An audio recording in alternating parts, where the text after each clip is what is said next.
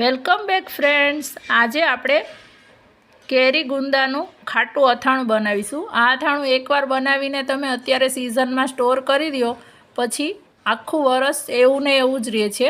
એનો કલર અને બગડતું પણ નથી। અને બધી ટિપ્સ સાથે આજે હું તમારી સાથે આની રેસીપી શેર કરીશ। તો એના માટે મેં જે અથાણા માટેની રાજાપુરી કેરી આવે છે એ કેરી લીધી છે। અત્યારે મેં 500 ગ્રામ કેરી લીધી છે। કેરી જ લેતી વખતે એ જ વાતનું ધ્યાન રાખવાનું કે એકદમ કડક હોય એવી કેરી જ આમાં અથાણા માટે લેવાની। તો અહીંયા કેરી લેવા તમે જાઓ તો ત્યાંથી જ તમને જે કેરીવાળા ભાઈ હોય છે એ કટ કરીને કેરી આપે છે। આ રીતના ટુકડા કરીને જો તમારે કરાવવી હોય તો આપણું કામ વધારે ઇઝી થઈ જાય। એટલા માટે મેં ત્યાંથી જ કટ કરાવ્યા છે।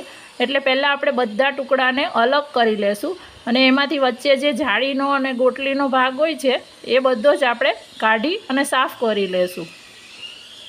તમે આખી કેરી લાવી અને ઘરે પણ ટુકડા કરી શકો છો, પણ આ રીતે તમારે ટાઈમ ઓછો બગડે છે। પણ જો તમારે ઘરે આવીને તરત જ બનાવવી હોય તો જ તમારે કટ કરાવવાની। હવે આ રીતે બધી જ કેરી આપણે વચ્ચેથી જાળીનો ભાગ છે એ કાઢી નાખીશું અને ગોટલીનો પણ કાઢી નાખીશું। આ બધી જ કેરી છે એને આપણે સાફ કરી અને તૈયાર કરી લીધી છે। હવે આપણે કેરી છે એ બહારથી લાવ્યા છે એટલે એને એક વખત સરસથી ચોખ્ખા પાણીથી ધોઈ લેવાની છે। તો બધી જ કેરીને આપણે સરસ ધોઈ લીધી છે અને હવે આપણે એને એક કપડા પર થોડીવાર માટે સૂકવી દેવાની છે। આ કેરીને બધા જ ટુકડાને આ રીતે કપડા પર લઈ લેવાના છે એકસાથે અને પછી એને લૂછી લેવાના છે। જો તમારે એક એક કટકો લઈને લૂછવો હોય તો પણ ચાલે, પણ અત્યારે એકસાથે આપણે લઈ લઈએ છીએ અને આ રીતે કપડાથી જે લૂછી લેવાની। એમાં પાણીનો વધારે ભાગ ના રહેવો જોઈએ। હજી આપણે આને સૂકવશું એટલે એનો ભેજ છે એ જતો રહેશે।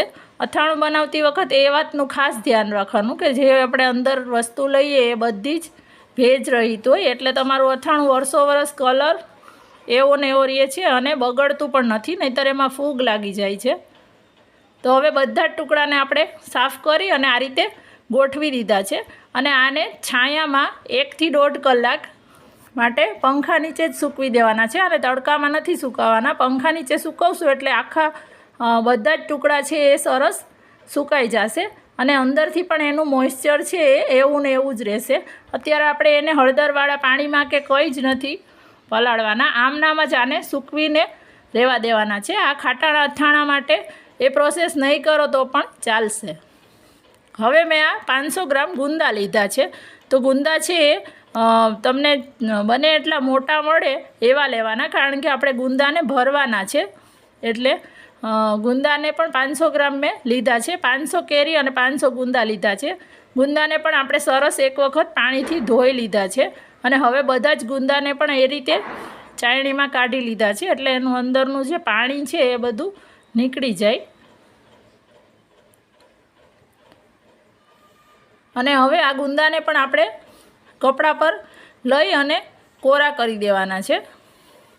તમારે આ રીતે એક એક ગુંદાને અલગ કરી અને લૂછવા હોય તો એમ પણ ચાલે, એક એક ગુંદાને તમે લૂછીને લેવા હોય તો એમ પણ ચાલે, અને તમારે આખા બધા જ ગુંદાને આ રીતે લૂછો તો પણ ચાલે। એને થોડા સુકાવા દેશો એટલે એ સરસ 1 કલાકમાં એકદમ સરસ કોરા થઈ જશે। આ ગુંદાનો જે ઉપરનો ડીટાનો ભાગ છે એ કાઢવાનો નહીં, કારણ કે જો એ કાઢી નાખશો અત્યારે તો પાણીના કોન્ટેક્ટમાં આવતા ચીકાશ પકડી લેશે, એટલે ગુંદા ઓલરેડી એટલા ચીકણા હોય જ છે, પછી એને તમારે સાફ કરવામાં અને ફોડતી વખતે ધ્યાન રાખવું પડશે। એટલા માટે આવી રીતે ડાખરાની સાથે જ એને સૂકવી દેવાના। તો બધા જ ગુંદા લૂછી લીધા છે, એને સૂકવવા મૂકી દીધા છે કેરી ગુંદાને। હવે ત્યાં સુધી આપણે મસાલો તૈયાર કરીએ। તો અત્યારે જે ખાટા કેરીનો અથાણાનો મસાલો રેડી મળે છે, મેથીઓ મસાલો, એ લીધો છે। તમે કોઈ પણ બ્રાન્ડનો લઈ શકો છો। અત્યારે મેં હાથીનો લીધો છે। આ કોઈ પ્રમોશનલ પોસ્ટ નથી, પણ મેં અત્યારે હાથીનો લીધો છે। અને અથાણાનો મસાલો લેતી વખતે એ વાતનું ખાસ ધ્યાન રાખવાનું કે જે આ નવા સિઝનનો મસાલો હોય એ જ લેવાનો। તમારી પાસે જૂનો પડ્યો હોય એમાંથી તમારે અથાણું નહીં બનાવવાનું, એનાથી તમારું અથાણું થોડા ટાઈમ પછી કાળું થઈ જશે. તો હવે વઘારિયાની અંદર અત્યારે આપણે થોડું તેલ ગરમ કરવા માટે લીધું છે અને અથાણાની અંદર સિંગ તેલનો ઉપયોગ અમે કરીએ છીએ. ઘણા સરસિયુંનો કરતા હોય છે, તો મેં અત્યારે સિંગ તેલ લીધું છે. ઓલરેડી આ મસાલાની અંદર તેલ છે જ, એમ છતાં આપણે 2 થી 2.5 ટેબલ સ્પૂન જેટલું તેલ લીધું છે અને મસાલામાં તેલ સરસ મિક્સ કરી દીધું છે. થોડો મસાલામાં મોઇશ્ચર જે ભી આ તેલના લીધે બાઇન્ડિંગ આવી જાય. આ મસાલાની અંદર બધું જ એડ કરેલું હોય છે, મીઠું પણ એડ કરેલું હોય છે. તમારે કંઈ જ એડ કરવાની જરૂર નથી. જો તમારે ઓછા ટાઈમમાં અને બિગિનર્સ હોય, ફર્સ્ટ ટાઈમ અથાણું બનાવતા હોય તો આ રીતે બનાવશો તો તમારું અથાણું ક્યારેય નહીં બગડે. હવે આપણા ગુંદા છે 1 કલાક પછી સરસ કોરા થઈ ગયા છે અને એને આપણે કટ કરી અને એમાંથી ઠળિયો કાઢી લેશું. તો એના બી કાઢતી વખતે એ વાતનું ખાસ ધ્યાન રાખવાનું કે ગુંદા ભાંગી ના જાય. એને આપણે મસાલાથી ભરવાના છે, એટલા માટે.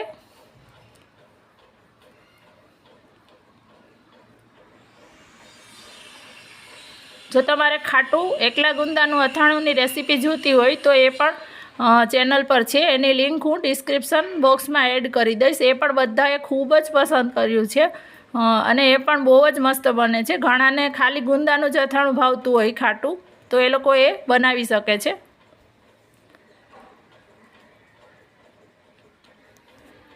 આ રીતે આપણે બધા જ ગુંદા તૈયાર કરી લીધા છે, એના ઠળિયા કાઢીને. હવે આપણે એની અંદર મસાલો ભરવાનો છે. જો આપણો મસાલો હતો એ સરસ ઠંડો થઈ ગયો છે અને અત્યારે એ વાતનું ધ્યાન રાખવાનું કે તમારા હાથ એકદમ કોરા હોય, તમારા હાથ જરાય ભેજવાળા ના હોય. ત્યાર પછી એકદમ કોરા હાથે આપણે આ મસાલો છે એ ગુંદાની અંદર એકદમ દબાવીને ભરવાનો છે. કારણ કે દબાવીને ભરશો મસાલો એટલે ગુંદા છે એ સરસથી આખા ભરેલા ગુંદા સરસ તૈયાર થઈ જશે.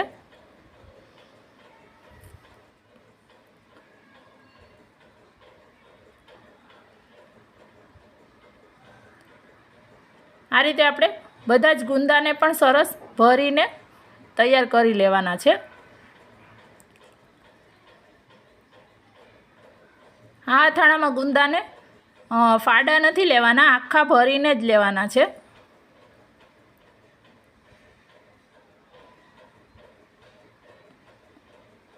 અને કેરીના રસ સાથે આ એકલું ગુંદાનું અથાણું જે આ બહુ જ સરસ લાગે છે. આ ખાટું અથાણું પણ અત્યારે સિઝનમાં કેરીના રસ સાથે બહુ જ મસ્ત લાગે છે. તો તમે ચોક્કસથી એક વખત આ ટ્રાય કરજો. તો આપણે આ રીતે બધા જ આપણા ગુંદાને તૈયાર કરી લેશું. આપણા બધા ગુંદા ભરાઈ ગયા છે. હવે આપણી કેરી છે એ પણ સાથે સુકાઈ ગઈ છે સરસ. કેરી છે એ સુકાઈ ગઈ છે. હવે એ બધા ટુકડાને આમાં લઈ લેવાના છે. જે આપણો મસાલો છે એની અંદર આપણા કેરીના ટુકડા છે એ લઈ લેવાના છે બધા અને મસાલામાં સરસ મિક્સ કરવાના છે.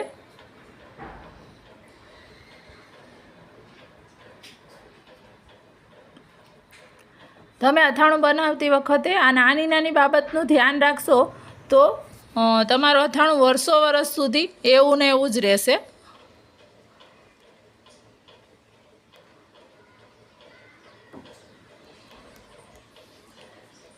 હવે 2 હાથથી આ મસાલો છે એ કેરી પર કોટ કરી લેવાનો છે.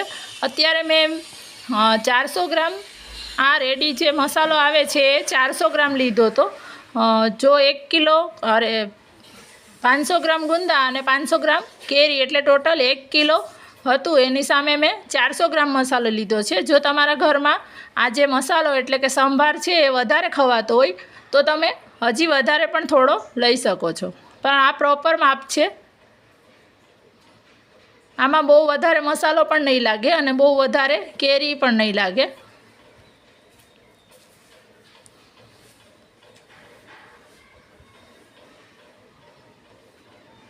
એક એક કેરીને આની અંદર સરસ મસાલો ચડાવી દેવાનો છે અને હાથેથી જ કરવાનું છે. આ અથાણું 3 થી 4 દિવસની અંદર જ ખાવા માટે રેડી થઈ જાય છે. 3 થી 4 દિવસમાં જ આને ખાઈ શકાય છે. હવે આપણા જે ગુંદા હતા ભરેલા એને પણ આમાં લઈ લેવાના છે અને આ બધું જ એક વખત મિક્સ કરી લેવાનું છે.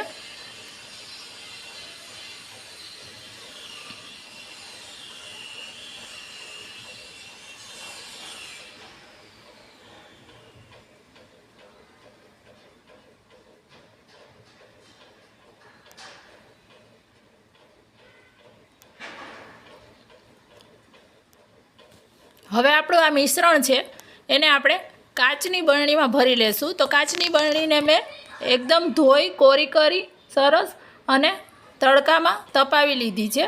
આ રીતની કોરી હોય એવી જ બરણી તમારે લેવાની, એમાં જરાય ભેજ ના રહેવો જોઈએ. અને બનાવી અથાણું એને આગલા દિવસે ધોઈ તપાવી અને એને તૈયાર કરી લેવાની. હવે આની અંદર આપણે જે ગુંદા અને કેરી છે એ અંદર ભરી દેશું.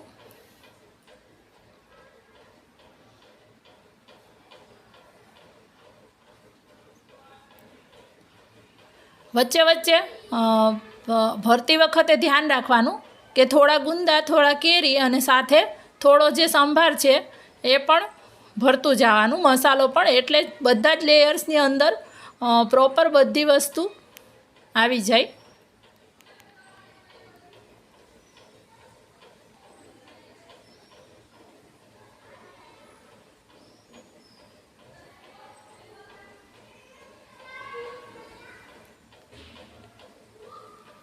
વચ્ચે ફરીથી આપણે થોડો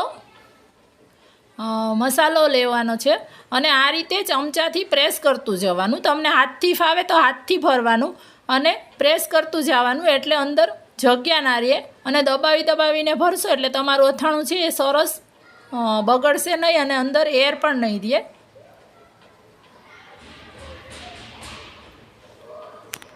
આ રીતે આપણે આ બધું જ અથાણું છે એ 2 અલગ બરણીમાં ભર્યું છે. એક છે એ અત્યારે તાજું ખાવાની શરૂઆત કરી દેશું અને એક છે એ મેં અલગ રાખી મૂક્યું છે. એટલા માટે તમે એક જ બરણીમાં પણ ભરી શકો છો. અત્યારે મેં 2 અલગ બરણીમાં ભર્યું છે. હવે મેં આ તપેલીમાં સિંગ તેલ લીધું છે. સિંગ તેલને ગરમ કરવા માટે મૂકી દીધું છે. એકદમ ગરમ થાય ત્યાં સુધી આ સિંગ તેલને ગરમ થવા દેવાનું છે.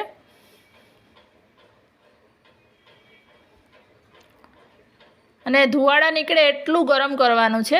ત્યાર પછી ગેસ બંધ કરી અને તેલને ઠંડુ થવા દેવાનું છે. અને બીજા દિવસે આપણે એકદમ ઠંડુ થઈ જાય ત્યાર પછી બીજા દિવસે જે આપણી બરણી આગલા દિવસે આ ભરેલી હતી એની અંદર આપણે સિંગ તેલ રેડી દેવાનું છે ઉપરથી, અને દબાવી અને જેટલું અથાણું છે એ નીચે રહે અને એની ઉપર તેલનું લેયર આવી જાય એટલું અંદર તેલ એડ કરવાનું છે. પહેલાં થોડું ઓછું એડ કરવાનું છે, પછી જોઈ લેવાનું. જો જરૂર લાગે તો ફરીથી આપણે કરી શકીએ. હવે આ જે બરણી છે એ હું પેક કરીને મૂકી દઈશ એટલે તમારું અથાણું એવું ને એવું જ રહે. અને એક બરણી છે અત્યારે ખાવાની શરૂઆત કરી દેશું. એટલે 2 જાર આ રીતે રેડી થઈ ગઈ છે. તો તમને આ રેસીપી કેવી લાગે એ જરૂરથી જણાવજો અને તમારા ફેમિલી અને ફ્રેન્ડ્સમાં પણ શેર કરજો જો તમને આ રેસીપી ગમી હોય તો. અને આવી જ નવી રેસીપી માટે ચેનલને હજી સુધી સબસ્ક્રાઈબ ના કરી હોય તો સબસ્ક્રાઈબ કરી દેજો. Thank you.